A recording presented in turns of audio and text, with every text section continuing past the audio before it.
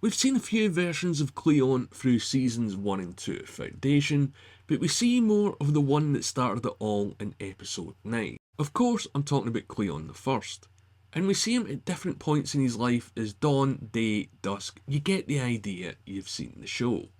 So in this video, I want to break down the opening scenes of episode 9 between Cleon and Demerzel, because there's a lot going on here, so let's take a closer look. But before that, just to say thanks for taking the time to choose to watch this channel. If you haven't done it already, please subscribe. If you make it all the way to the end of the video, leave a like as well. So we see the first literal meeting of these two characters from when Cleon was a child, and his first reaction to her is pretty much curiosity.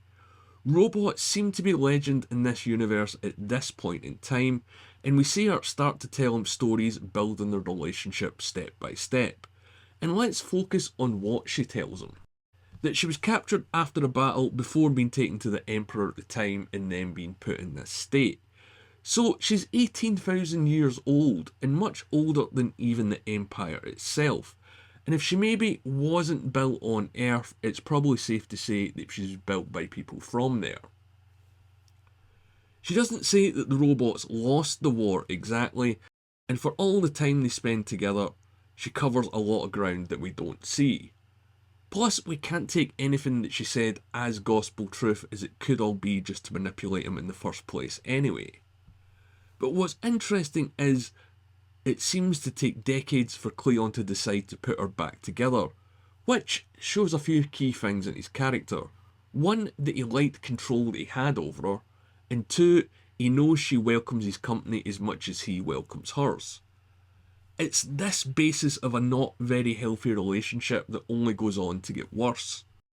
Because even when he puts her back together, she's still kept in a cell for decades at a time. And he doesn't let her go until he can assure control over her, so let's just get to that. Another big thing brought in this episode is Earth is real and that it can be found. Because Cleon presents her with loads of tools that we've seen from season 1, and if you notice, the design are the planets of our solar system.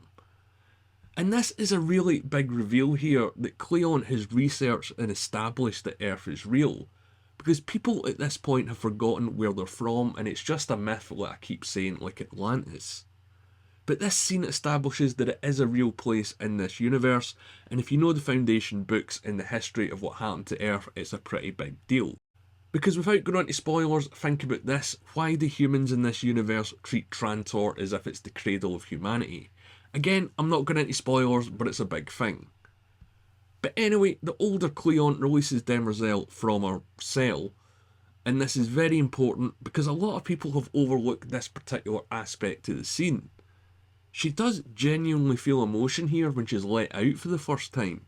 And although this only lasts for a few seconds, it does establish that robots have feelings, or at least this robot does, and that for me has huge implications for her and her motivations.